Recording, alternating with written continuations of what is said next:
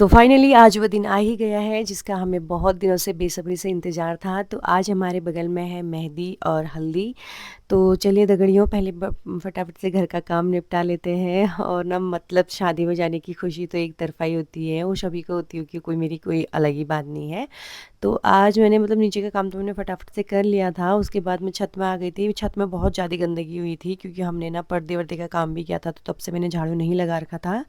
तो घर का सारा काम निपटाया। उसके बाद मैं हिमानी लोगों के घर में चली गई थी। मैंने सोचा मेरे कोई बाल बना देगा करके, लेकिन मुझे उल्टा इसके बाल बनाने पड़े। मैं तो ऐसे आ गई थी। फिर बच्चों को रेडी किया। सोमी जा नहीं रही थी, बड़ी मुश्किल से सोमी को रेडी किया। सारी कन्याएं मेरे घर पे आई थी सोमी को बुलाने के लिए। उसके बाद जैसे मैं स्टेज पे पहुंची तो यहाँ दूल्हे राजा का फ़ोटो शूट हो रहा था हल्दी के लिए।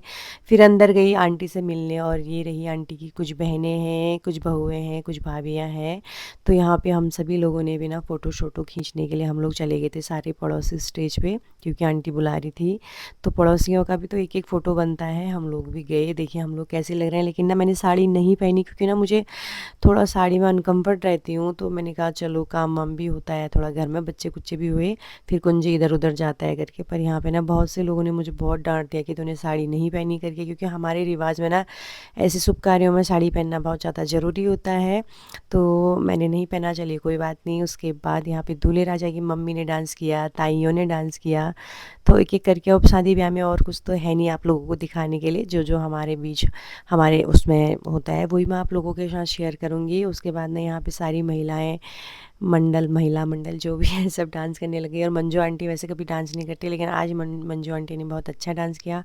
फिर बारी आई हम पड़ोसियों की, जहाँ पे हम फुस पटाखे निकले। हम नाच नहीं पा रहे थे क्योंकि गाना हमारे सर के ऊपर से चला जा रहा था, क्योंकि ढोलक की ताल में ना एकदम नहीं थे रख पाते हैं। तो यहाँ पे सभी लोग थोड़ा सा अटपटे से हो गए थे।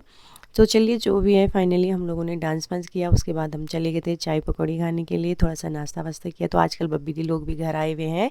तो हल्दी वैसे समाप्त हो गई थी, हम लोग घर आए थे मेहंदी के लिए रेडी होने के लिए। तब हम बब्बी दी लोगों के यहाँ पे बैठ गए थे। तो फिर रेडी होके गए। यहाँ पे हिमा आंटी बड़ी प्यारी लगी थी, मेहंदी के लिए तैयार हुई थी।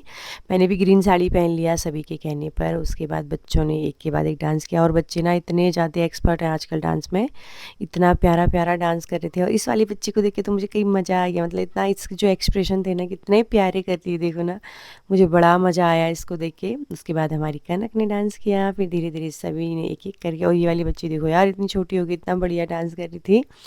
तो देखियो ये था फिर मेहंदी हल्दी का ब्लॉग। हम लोगों ने भी लास्ट में डांस किया, अभी तो नहीं करेंगे क्योंकि अभी हम थोड़ा थोड़ा छुपे रुस्तम है। तो अभी फ़िलहाल उनका फैमिली डांस चल रखा है। और मैं लल्ला भी यहाँ पे बैठे हुए थे। लल्ला के पैर में दर्द हो गई थी सुबह से।